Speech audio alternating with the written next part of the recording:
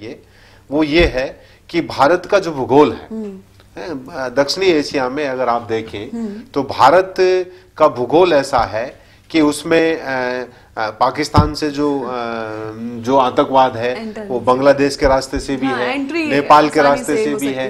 भारत के चारों तरफ बॉर्डर्स खुले हैं, पोरस बॉर्डर्स हैं। भारत की 7,500 किलोमीटर समुद्री सीमा है। 15,000 किलोमीटर के करीब जो है आपकी लैंड बॉर्डर्स हैं। तो इतना वास्ट हमारा क्षेत्र है। हालांकि प्रयास किए हैं हमने राजस्थान बॉर्डर पे, पंजाब बॉर्डर पे, JNK में और बांग्लादेश में कहीं न कहीं फेंसिंग की है, लेकिन उस तरह से हम पूरी नेपाल बॉर्डर हमारा खुला है, बांग्लादेश के साथ बहुत सारा बॉर्डर हमारा खुला है। हाँ, एक ये भी तो कारण हो सकता है। ये एक कारण है जिससे भारत को खासतौर से इस आतंकवाद से निपटने में थोड़ी समस्या आ रही है, मुश्किलें आ रही हैं। जी, इसके अलावा 11 जुलाई 2006 की हम बात कर रहे हैं।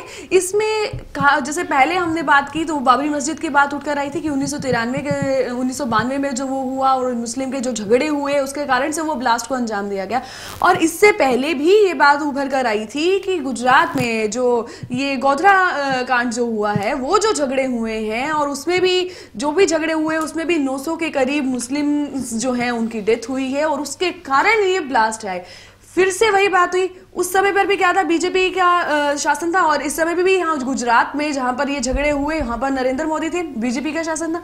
फिर से वो बात आ जाती है, पॉलिटिकल व्यू फिर से यहाँ पर सामने आता है। क्या कहते हैं आप?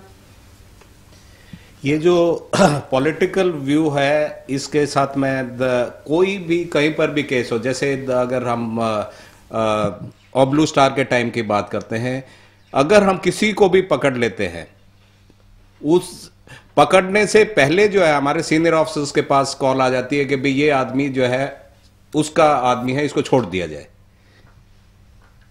हर एक जगह कोई भी कहीं पर भी जो है एक्शन लेने से पहले उनकी इंटेलिजेंस जो है हमारे से ज्यादा तेज चलती है। और जैसे चाहे आप गोधरा का लगा लो या कहीं का भी लगा लो, वहां पर भी जो है अगर एक कम्युनिटी को सप्रेस किया जाता है तो कहीं ना कहीं उसने जो है जाकर अपना जो है गुस्सा निकालना है। अगर माइनॉरिटी उस टाइम पर मुस्लिम कम्युनिटी हो जाती है तो हिंदू उसके ऊपर हावी हो जाते हैं। अगर हिंदू कमजोर हैं तो मुस्लिम उसके ऊपर हावी हो जाते हैं। जैसे अगर आप देखो जहां पर भी, जैसे यूपी का एरिया लगा लो, वेस्टर्न यूपी का, या अपना JNK में भी लगा लो, जहां पर भी मुस्लिम कम्युनिटी है वहां पर जो है हिंदू सप्रेस हुए हैं। क्योंकि अगर आप कहते हैं कि जो मुस्लिम माइनॉरिटी है, अगर इनकी जो जगह को देखा जाए, एक एक जगह को देखा जाए, तो वो माइनॉरिटी में नहीं रहे हैं। और वो मैं कहना नहीं चाहता, परंतु इस चीज का जो है पॉलिटिशियंस अपना वोट बैंक के उसमें जो है दोबारा से वो आ जाता है कि वोट बैंक बनाने के उसमें है, किसी को भी जो है टिक ऑफ नहीं करना चाहिए। यहाँ मैं कर्नल साहब की बात के साथ ही जो दूसरी बात कहना चाहूंगा कि जहां हम हिंदू मुस्लिम की बात करते हैं, हाँ जी, इसमें एक चीज हमें ये देखनी चाहिए कि इवन देन जो अरबियन कंट्रीज हैं, मुस्लिम वर्ल्ड है, वेस्ट एशिया, वहां के जो हिंदू जो इस्लामिक देश हैं, इस्लामिक देश में भी मुसलमानों को या वहां के नागरिकों को इतने ज्यादा स्वतंत्रता और इतने ज्यादा मानव अधिकार प्राप्त नहीं है जितने कि भारत में भारत के मुस्लिम्स को है। हाँ, इसलिए भारत में ये कहना कि हिंदू मुस्लिम का कहीं कोई ऐसा आपस में सप्रेशन या ऐसी कोई इंसिडेंट है, वो नहीं है। क्योंकि भारत में हमें कहीं भी ऐसी रिपोर्ट नहीं मिलती। ठीक है, कुछ किन्हीं कारणों से राइट्स होते हैं, के लिए ही लेकिन वो चीज पैदा तो की जाती है, चिंगारी तो लगाई जाती है, ऐसे पॉलिटिक्स खेली जाती है, पुराना इतिहास है इस चीज का। तो उसमें क्या होता है कि ये हिंदू मुस्लिम का जो कार्ड है, ये एक्चुअली क्या है कि जो पाकिस्तान है, पाकिस्तान कहीं ना कहीं भारत में भारत को डिसइंटेग्रेट करने के लिए यहाँ की सोसाइटी का जो कोहेशन है पाकिस्तान करता है, वो तो बात ही अलग है। भारत में बिगाड़ने के लिए डॉक्टर दिलीप, मेरा इसमें ये मानना है कि अगर आपकी अपनी कुछ इतनी ड्रास्टिक वीकनेसेस हैं, जिसका वो फायदा तभी उठाएगा ना जब मतलब ये वीक समवेयर। नहीं, वीकनेस आप ठीक कर रहे हैं। नहीं देखिए, पाकिस्तान से कहीं ज्यादा पॉपुलेशन मुस्लिम्स की इंडिया में है। It's a well known fact, it's a well known fact. अब उसके बाद चाहे वो वोट बैंक पॉलिटिक्स है और it could be any other reason, but I don't understand why do you have to demolish Babri Masjid. ठीक है, that issue was sir lying dormant। नहीं, यहाँ पंकज जी मैं एक बात स्पष्ट करना चाहूंगा। ठीक है, अच्छा, number point two, Narendra Modi is considered to be a very astute man, very good politician. I mean, he's taken Gujarat from nowhere to, I mean, probably the best GDP states of India. He's done so well. पर एक ऐसा जो उनके ऊपर वो लगा गोधरा कांड का, ठीक है, I mean, see, I wasn't there, पर जो हम पढ़ते हैं, जो हमारे पास जो मतलब रिसर्च जो हमने की है, उससे यही पता चलता है कि कहीं ना कहीं अगर वो डायरेक्टली इन्वॉल्व नहीं भी थे तो वो डायरेक्टली इन्वॉल्व उस राइट्स को रोकने में भी नहीं थे। नहीं, ये आप ठीक कह रहे हैं। ये देखिए, लॉ एंड ऑर्डर की जो कानून व्यवस्था की बात है उसमें हो सकता है चूक हो जाए कभी, विलिंगली अनविलिंगली, वो तो होती ही है। एक जो बात मैं यहाँ बताना चाह रहा हूँ, जो हिंदू मुस्लिम्स की बात आती है, जैसे हमने कहा कि बाबरी मस्जिद के बाद रोहिट्स के बाद, तो ये जो सिचुएशंस होती है, सिम्मी और इंडियन मुजाहिदीन उसके बाद ही ऊपर आए हैं। इन सिचुएशंस को अगर हम देखें तो थोड़ा इसको हमें थोड़ा दूसरे तरीके से एनालाइज करें तो हमें पता चलेगा कि भारत जो है 8 धर्मों का देश है। भारत जो है वो 8 धर्मों का देश है। इसमें 4 धर्म यहाँ पैदा हुए हैं, 4 बाहर से आए हैं, तो डेफिनेटली और प्लूरल सोसाइटी है। तो भारत की संवेदनशीलताएं हैं, भारत की अपनी सेंसिटिविटीज हैं, और नेचुरली पाकिस्तान हमारा एक शत्रु राष्ट्र है, वो हमारी सेंसिटिविटीज को चोट करना चाहेगा। हाँ, ठीक है।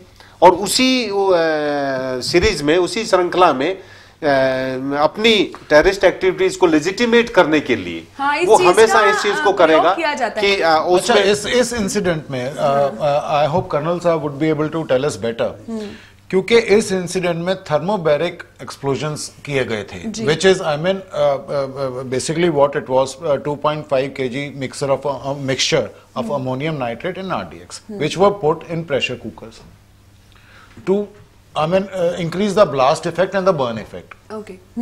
तो I think sir would be able to tell us better. और ये बिना मिलिट्री ट्रेनिंग ISI पाक आर्मी के मेरे हिसाब से कर्नल साहब नहीं हो सकता। आप क्या कहेंगे? नहीं, जितनी भी ये जो टेररिस्ट या मिलिटेंसी जहाँ से भी शुरू होती है, इनकी ट्रेनिंग में जितना भी एक्सप्लोजिव को ऑपरेट करने में माहिरता हासिल है। जितने भी हमारे केमिकल फर्टिलाइजर्स हैं, ये एक तरह के जो है एक्सप्लोजिव है। जो भी उनको बेसिक जैसे RDX मिल गया या अमोनियम नाइट्रेट मिल गया जो कि एक्सप्लोजिव होते हैं, वो थोड़ी क्वांटिटी में यूज करते हैं, और बाकी जो है उनको इन्हांस करने के लिए हम ये जो अमोनिया जैसे अपना जितनी तरह के भी केमिकल फर्टिलाइजर हैं उनको यूज करके उनका जो है पेस्ट बना के, वही जो है जहां पर भी जब हम एक्सप्लोजन करते हैं, अगर यहाँ पे खुले में रख देते हैं तो पटाखे की तरफ फूटता है, तो आपस उसका जो है इफेक्ट कम होता है। अच्छा, वो सिर्फ जो है एक्सप्लोजन जो है साउंड या जो है ये शॉक वेव्स में निकल जाता है। परंतु जैसे प्रेशर कुकर में रखते हैं तो वो ही जो है प्रेशर कुकर में रखने के कारण उसका जो है इफेक्ट जो है मल्टीप्लाई हो जाता है। जैसे कि न्यूक्लियर का होता है कि ये जो है न्यूक्लियर नहीं है, परंतु जो है एक्सप्लोजन जिस टाइम पर भी अगर हम जमीन में भी दबा देते हैं उसका इफेक्ट ज्यादा होता है, अगर रोड पे रख देते हैं तो उसका इफेक्ट कम होता है। उसी तरह जब प्रेशर कुकर में अगर जब एक्सप्लोजन होता है, क्योंकि जो प्रेशर कुकर उसको जो है होल्ड करना चाहता है, परंतु अंदर से जब वो जो एक्सप्लोजन है वो उसको फाड़ना चाहता है, तो जितने भी उसके अंदर शार्पनर रखे हुए हैं या कुकर का जो खुद की इनबिल्ट में जितने भी वो जो है एटम्स हैं, वो जाकर जो है उसका इफेक्ट जो है मल्टीप्लाई हो जाता है, और उससे जो है नुकसान हमेशा जो है ज्यादा होता है। जी बिल्कुल, वही बात आती है ना कि ये थोड़ी सी ट्रेनिंग के बाद ही ये सब चीजें समझ में जैसा अभी बता रहे थे कि हिंदुओं का, जैसे अभी हमारे इधर जो माइग्रेंट आए हैं पाकिस्तान से, मेरे ख्याल से अभी वो चल रहा है कि 29 फैमिली आई है। वो उनकी डिमांड ये है कि जब हिंदुस्तान में करोड़ों बांग्लादेशी आ गए हैं, उनको यहाँ की सिटीजनशिप मिल गई है या वोटिंग के जो है राइट्स लेके घूम रहे हैं, टिबेटन्स आके सेटल हो गए हैं, फिर जो है और कौन सी एक और, हाँ, हमारे पास अगर देखा जाए हर एक शहर में नेपलीज घूम रहे हैं, कहते हैं कि हम तो लेजिटिमेट हिंदू हैं, हमारे को जो है हिंदुस्तान क्यों नहीं एक्सेप्ट करता है, क्योंकि अगर वहां पर जो ये माइनॉरिटी है उसको जो है रिलीजन चेंज करने के लिए प्रेशराइज किया जा रहा है। अगर वहां आप रहना चाहते हैं या तो फैमिली चेंज करो अपना रिलीजन या जो है, हाँ, तो इस के लिए अभी जो हिंदू थोड़े ही आए हैं, परंतु उनको पता है कि हिंदुस्तान में आके जो है उनको जो है एक्सेप्ट कर लिया जाएगा, और हमारा भी यही ख्याल है कि जो ये चीजें हैं, वहाँ की जो सिचुएशन इतनी खराब है कि हिंदुओं का तो क्या कहें या दूसरे क्रिश्चियंस का तो क्या कहें, हाँ, वहाँ अगर कोई क्रिश्चियन या हिंदुओं के बारे में कोई बात करता है, माइनॉरिटीज के बारे में बात करता है, तो उसको भी काफी जी बिल्कुल होगा। लेकिन हम आज मुद्दे से नहीं हटना चाहेंगे, और मैं अगला मुद्दा उठाना चाहूंगी 2001 में जो पार्लियामेंट अटैक हुआ, इस बात को हम बात करते हैं। 13 दिसंबर 2001 को हुआ, 12 इसमें जो कुल मौतें हुई और उसमें 5 मिलिटेंट्स की डेथ्स हुई, और उसके अलावा 18 लोग थे जो इंजर्ड हुए। इसमें भी एक जो बड़ा नाम निकल कर आता है वो नाम है अफजल गुरु का, और उसके साथ और जो अफजल गुरु की हम बात कर रहे हैं, इसके बाद एक जैश ए मोहम्मद की, जो जैश ए मोहम्मद ऑर्गेनाइजेशन है उसका नाम निकल कर आता है। और जैश ए मोहम्मद का नाम आ रहा है तो साथ में एक ही चीज और आती है जहन में, वो चीज ये है जैश ए मोहम्मद कहाँ से निकल कर आई, ये एक ऑर्गेनाइजेशन है, ये कहाँ से निकल कर आई, ये वही बात है कि हाँ पाकिस्तान से निकल कर आई। जो हमारे ब्लास्ट हुए, जो प्लेन हाईजैक हुआ बेसिकली, है ना, उसमें जो एक बहुत बड़ा नाम था वो हमने मसूद अजहर का हमने नाम था, और उस हमने प्लेन हाईजैकिंग में टेररिस्ट की यही मांग थी कि 3 लोगों को छोड़ा जाए। उसके बीच में ये मसूद अजहर भी हमारे एक टेररिस्ट था, उसको छोड़ा, उसने जहाँ जाकर पाकिस्तान में एक पर्टिकुलर अपनी ऑर्गेनाइजेशन बनाई, आतंकवाद का ही एक संगठन बनाया जिसका नाम था जैश ए मोहम्मद, और बाद में उसने आगे ब्लास्ट किया। 2001 में उसने पार्लियामेंट पे अटैक किया। तो ये हम रिस्क कहां तक ले सकते हैं? हमारे वो पर्टिकुलर चीज हुई थी, ना उसको छोड़ा जाता, अगर उसको ना छोड़ा जाता, ना वो अपनी कोई पार्टी फॉर्म करता, और ना ही आगे किसी ऐसे ब्लास्ट की हमें दिक्कत होती। हाँ, हो सकता है पार्लियामेंट अटैक्स ना होते या अवॉइड होते, या होते भी अगर ऐसा कुछ होना था कहीं और कोई और घटना या आगे घटित होता, लेकिन वो उससे कनेक्टेड है ना, बिल्कुल डायरेक्टली कनेक्टेड माना जाता है उसमें। ये तो अपनी हिस्ट्री में है, अगर आप देखें 89 में मुफ्ती मोहम्मद सईद की जो बेटी को छोड़ दिया गया, हमने 5 टेररिस्ट 5 के आसपास टेररिस्ट को तब भी छोड़ा गया था। तो ये जो है, इसीलिए वो कहते हैं कि हमारा जो है ना सॉफ्ट स्टेट है, और इसका जो है हर एक हमारे जो नेबर पूरा इसका जो है फायदा उठाते हैं। वही पेशेंस बहुत लेकर चलते हैं। लेकिन वही हरिओम पवार की एक पंक्ति है, सीमा से ज्यादा संयम भी कायरता कहलाता है। तो कहीं ना कहीं ये चीज एक कायरता ही नजर आती है कि डर ही है, डर के कारण ही ये सब चीजें होती है। अच्छा, उसके बाद अगर हम अफजल गुरु की बात कर रहे हैं, उसको फांसी की सजा सुना दी गई, लेकिन उसको फांसी क्यों नहीं मिल रही? आज उसको फांसी नहीं दे रहे हैं तो यही अफजल गुरु के लिए ही ऐसा कुछ दोबारा कोई प्लेन हाईजैक हो जाएगा, उसके बाद कह देंगे कि अफजल गुरु को छोड़ो, हमने तो उसके लिए किया है, वो आगे कोई और टेररिस्ट अटैक करेगा। क्यों हमारी सरकार को, क्या हमारे प्रशासन को इस चीज से डर नहीं लगता? इसमें अगर हम देखें तो आपने साक्षी जी बिल्कुल ठीक कहा। पिछले दिनों की घटनाओं को अगर हम देखें तो राजीव गांधी हमारे जो प्रधानमंत्री थे, उनकी हत्या में जो लोग सम्मिलित थे, उनके फांसी की सजा को बचाने के लिए, उनको बचाने के लिए, फांसी की सजा माफ करवाने के लिए तमिलनाडु की असेंबली में रिजोल्यूशन पास किया गया, और उसी के आधार पर कहीं जो है J&K की असेंबली में वहां के मुख्यमंत्री ने भी रिजोल्यूशन पास करवाया।